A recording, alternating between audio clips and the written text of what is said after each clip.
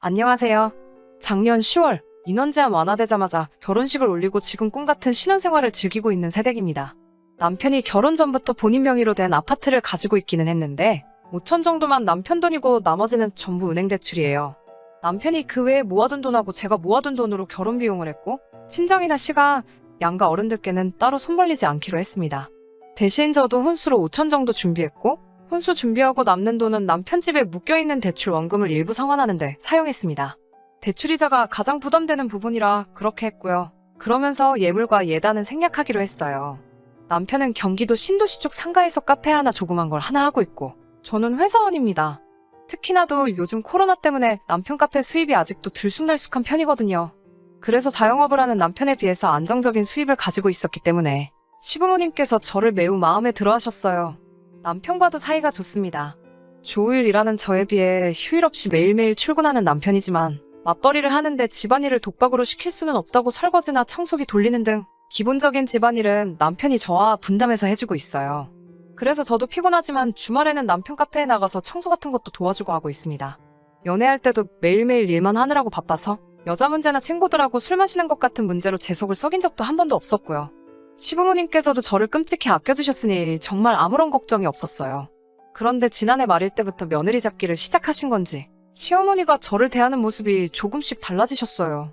남편이 카페를 독립하기 전에 시작을 해서 위치가 시댁 근처에 있거든요. 신정새해가 밝은 첫날에 양가에 인사를 드리러 가기로 했는데 그때쯤 친정부모님이 다니는 교회에서 확진자가 나오는 바람에 올해는 그냥 오지 말라고 하셨어요.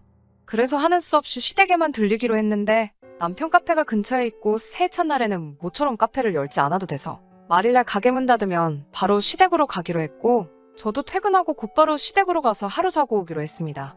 회사에서 연말 회식이 잡혀있던지라 저는 집에서 쉬고 다음날 갔으면 했는데 왔다 갔다 하는 거리도 있고 남편이 많이 피곤해 보여서 그렇게 하자고 했어요. 마침 회식도 사실 참석하기 싫었었는데 1차 회식 때 얼굴만 비쳤다가 시댁 가야 한다는 이유로 빠져나올 수 있었으니 저한테도 나쁠 게 없어 보였어요. 1차 회식이 끝나고 버스 정류장에 가니 밤9시더라고요. 회사에서 다행히 시댁 근처까지 가는 광역버스가 있어서 그걸 타고 갔어요. 도착하기 10분 전쯤에 남편에게 전화해서 정류장까지 차로 마중 나와달라고 부탁했는데 버스에서 내렸는데 정류장에 남편은 커녕 개미새끼 한 마리도 없더라고요. 아직 오고 있나 싶어 어디쯤이냐 물어보려 전화를 했더니 시어머니가 받으셨어요.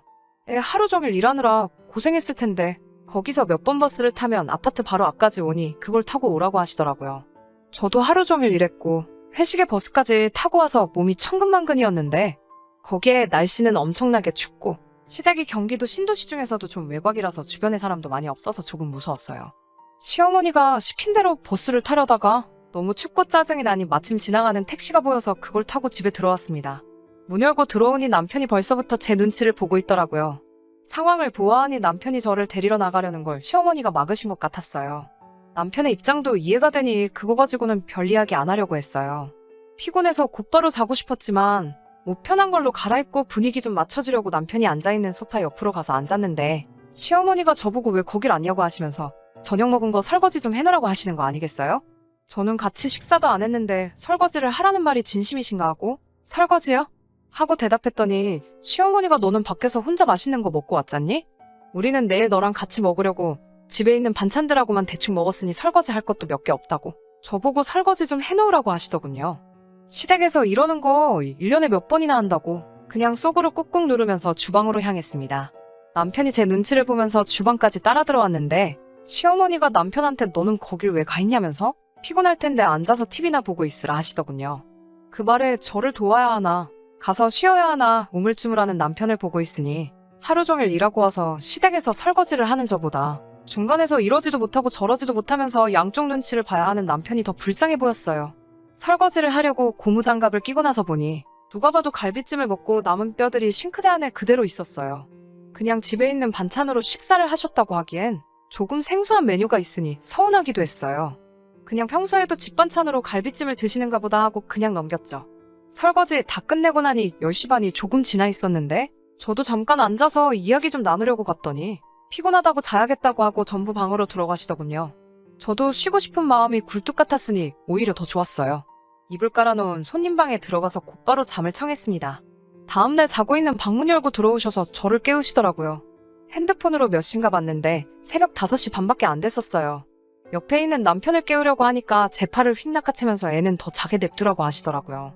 어제 일하고 와서 피곤할 텐데 좀 더 쉬게 하고 싶다고요. 제가 어제 남편보다 훨씬 더 늦게 퇴근했다고 한 말씀 드리려다가 말고 그냥 따라 나갔습니다. 꼭두 새벽부터 뭘 하시려는가 봤는데 떡국을 저보고 하라고 하시더라고요. 제가 사실 요리 같은 건 제대로 할 줄 아는 게 없어서 당황하기는 했는데 시어머니가 거의 도와주시긴 하셨어요. 시어머니께서 김가루도 좀 준비해놓고 옆에서 저보고 달걀지단 좀 만들어보라고 하시더라고요. 계란을 풀어서 휘휘 젓고 있는데 제 손등을 탁 내려치시더니 지단을 노른자랑 흰자를 따로 만들어야지 섞어버리면 어떡하냐고 뭐라고 하셨습니다. 물론 흰자랑 노른자 따로 하면 예쁘긴 하겠는데 어차피 집에서 먹을 거 모양이 뭐가 중요한가 싶었어요. 그냥 더 번거롭게 하시려는 생각이 뻔히 보이긴 했지만 별말 안 하고 노른자 따로 흰자 따로 만들었습니다. 떡국 준비 다 끝내니까 7시가 조금 넘어가더라고요. 시아버지도 남편도 아직 방에서 나오시지 않고 계셨고 저도 붕 떠서 뭘 해야 하나 두리번대고 있었는데 웬일로 시어머니께서 나머지 준비 혼자서 다 해놓고 깨울 테니 들어가서 좀 쉬고 있으라고 하셨어요. 남편은 세상 모르고 방 안에서 아직도 자고 있더라고요. 옆에 누워서 잠깐 눈을 감기만 한 것 같은데 어찌나 피곤했는지 눈을 감았다 뜨니 9시가 되어 있더라고요. 남편 깨워놓고 먼저 밖으로 나가니 정말로 시어머니께서 이미 상을 다 준비해 놓으셨어요. 어제 집에 있는 걸로 대충 저녁 때웠을 때 온 가족이 먹었다던 갈비찜은 상위에 보이지도 않았어요. 딱 가운데 김치 잘라놓은 거 1개와 아침에 저와 같이 끓인 떡국 말고는 아무것도 안 보였습니다. 남편이 이불 정리한다고 저보다 조금 늦게 나와서 제가 먼저 자리에 앉았는데 시어머니가 거기는 제 자리 아니라고 하면서 자리를 정해주시더라고요. 다 똑같은 떡국인데 자리가 뭐가 중요한가 싶었는데 시어머니한테는 다 계획이 있으셨어요. 제 앞에 놓인 그릇이 이빨이 조금 나가 있는 낡은 그릇이더라고요. 여태까지 참아왔는데 여기서 터지면 안 된다고 참고 참으며 화를 죽이고 있으니 남편하고 시아버지하고 곧 식사하러 밖으로 나오셨습니다. 아무튼 식사를 시작했는데 제 떡국 안에는 떡밖에 없고 고기 한 점 보이지 않았어요. 슬쩍 남편이 먹고 있는 걸 봤는데 남편은 한 숟가락 뜰 때마다 고기가 2~3점씩 올라갈 정도로 잔뜩 고기가 들어있더라고요. 자리가 미리 정해져 있던 이유를 대번에 알겠더라고요. 고기 한 점 없는 떡국을 김치로 억지로 삼키고 있다가 이게 다 뭔가 싶어서 숟가락을 내려놨어요. 제가 숟가락을 안 뜨고 있으니 너가 거의 다 끓인 건데 입에 안 맞냐며 한마디 하시더라고요. 시어머니께 제 떡국에 떡 말고 건더기가 너무 없다고 냉동만두라도 있으면 넣고 끓이면 좋았겠다고 만두 혹시 있냐고 빈정대듯이 여쭤봤어요. 시어머니가 제 의도를 눈치채신 건지 별다른 반응 없이 계시다가 저보고 만두를 좋아하느냐고 물어보시더라고요. 그래서 뭐 좋아하는 편이죠. 집에 냉동만두 좀 사놓은 게 있는데 좀 가져올 걸 그랬어요.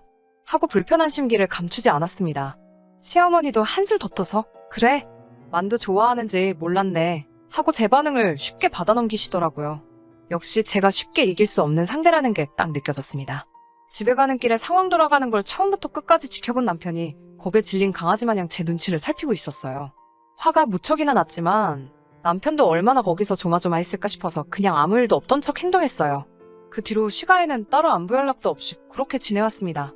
그리고 이번 구정날이었어요. 휴가가 짧아서 주말은 집에서 보내고 월요일에 찾아뵈려고 했는데 토요일 아침에 오라는 연락을 하시더라고요. 저번에 보니까 제가 만두를 좋아하는 것 같은데 냉동만두는 영양가도 없고 조미료 투성이라며 직접 만두를 빚어 먹자고 하시더군요. 대번에 저 일 시키고 싶으시다는 걸 눈치챘어요. 토요일 아침에 시댁에 가니 정말 헉소리가 다 나더라고요. 업소에서 쓰는 초대형 양은 다라이 아시죠? 한 3살박이 아이 정도는 씻길 정도의 크기로 된 양은 다라이에 만두소를 한가득 준비해 놓으셨더라고요. 그 광경을 보고 우와, 어머님 만두 가게 차리시게요? 하고 말했더니 맛있는 건 나눠 먹어야지 않겠니 하면서 명절인데 이웃들도 좀 나눠주려고 하신다고 하더라고요. 정말 하기 싫었지만 뭐 어쩌겠어요. 만두 빚기 싫다고 도망갈 수도 없고 저 하나 일 시키기 위해서 밑준비 이만큼 하신수고도 보이고 해서 자리에 앉아서 만두를 빚기 시작했어요.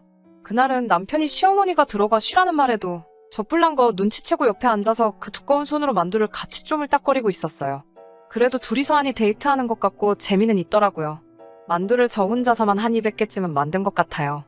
허리 아파 죽을 것 같았지만 앉은 자리에서 다 끝냈습니다. 시어머니도 같이 하기는 했는데 남편이 도와주고 있으니 속이 상했는지 괜히 남편 데리고 여기 갔다가 저기 갔다가 다른 일 시키시면서 저한테 거의 다 몰아주셨어요. 다 끝나고 나서 이번에는 만두를 넣고 떡만두국을 끓였어요. 아침 대바람부터 물면 묵은 마시고 만두만 빚어댔으니 저도 허기가 지더라고요. 지난번 떡국에서 당한 게 있어서 제가 상 차린다고 하고 시어머니한테는 쉬시라고 했어요. 입 빠진 그릇을 정확하게 기억해서 넉넉하게 만두를 담고 상을 차렸어요. 이제 식사를 하려고 자리에 앉으니 시어머니께서 후다닥 일어나시더니 만두 빚은 거 소분해 놓은 것 몇 개를 주시더니 밖에 나가서 이웃들 드리고 오라고 저한테 시키더라고요. 아직 점심 식사 안 한 분들도 있을 테니 식사 전에 드려야 먹지 않겠냐면서 말이에요. 남편이 자기가 갖다 준다고 저 시키지 말라고 하는데 꼭 제가 가야 한다는 말에 남편하고 둘이서 나와 이웃들 몇 분한테 만두 빚은 거 몇 개를 나눠드리고 왔어요. 그리고 겨우 자리에 돌아와 식사를 하려는데 뭔가 말로 형용할 수 없는 위화감이 들었어요. 숟가락으로 국물안을 휘 저어보니 제가 분명히 상 차릴 때 담아놓은 만두 10개는 온데간데였고 꼴랑 옆구리 터진 거 3개밖에 없더라고요. 저랑 남편이 잠깐 나간 사이에 시어머니가 손수제 그릇을 들고 만두를 다시 덜어놓으신 거죠. 시어머니한테 만두가 많이 줄었네요? 라고 한마디 따졌더니 시어머니께서 저보고 욕심이 참 많다고 내일이면 신은혜도 올 건데 신은혜는 입도 아니냐며 어떻게 저 혼자 다 먹을 생각을 하냐고 무안을 주시더라고요. 그 길로 제 그릇 들고 일어나서 그대로 냄비에 부어버렸어요. 그리고 비닐봉지에다가 제가 만든 만두를 냅다 주워 담았습니다. 온 식구가 저희 돌발 행동에 아무 말도 못하고 멍하니 쳐다보고만 있더라고요. 만두를 적당히 다 담아서 시어머니한테 저는 가족이 아니니 저희 집 가서 혼자 먹을게요. 만두값은 제가 아침부터 일한 걸로 퉁치시고 모자라다고 생각하시면 남편한테 받으세요. 라고 말씀드리고 그 길로 나와 남편도 두고 저 혼자서 차 끌고 집으로 돌아갔습니다. 집에 도착해서 혼자 만두국도 끓이고 몇 개는 찌고 해서 혼자서 만두 파티를 벌이고 있는데 남편이 문 열고 집으로 돌아오더라고요. 저 때문에 오랜만에 대중교통 타고 집에 왔다고 일회용 지하철표 끊으면 500원 보증금으로 돌려주는 거 아냐며 씩 웃으면서 별말 안 하고 제 옆에 앉아서 제가 쪄놓은 만두를 한 개 집더라고요. 제가 만든 거라 그런지 더 맛있다면서 저한테 미안하다고 사과하며 그동안 잘 참아줬다고 안 그래도 시어머니께 한 소리하고 오는 길이라고 다음부터는 이런 상황 없게 자기가 중간에서 잘 막아줄 테니 너무 상처받지 말라고 웃으면서 말하는데 화낼 줄 알았는데 오히려 저를 다독이며 대수롭지 않게 웃는 모습을 보니 제 화가 다 풀리더라고요. 나중에 들었는데 신은혜는 특히 신우남편이 만두를 안 좋아해서 한 개도 가져가지 않았다네요. 시어머니도 딱히 만두를 좋아하지 않으셔서 시아버지 혼자 요 며칠간 삼시세끼로 만두만 드시고 있다고 하네요. 남편한테 전화하셔서 만두 이제 못 먹겠다고 좀 가져가 달라고 부탁을. 아무튼 시어머니는 제가 이기지 못했지만 남편 하나만큼은 잘 만난 것 같아서 기분이 좋네요. 다음에도 시어머니하고 재밌는 사건이 있으면 사연 하나 더 보내보도록 할게요. 새해 복 많이 받으시고요. 끝까지 들어주셔서 감사합니다. 오늘의 사연은 여기까지입니다. 구독과 좋아요, 알람 설정 부탁드리고 더 좋은 사연으로 다시 찾아뵙겠습니다. 감사합니다.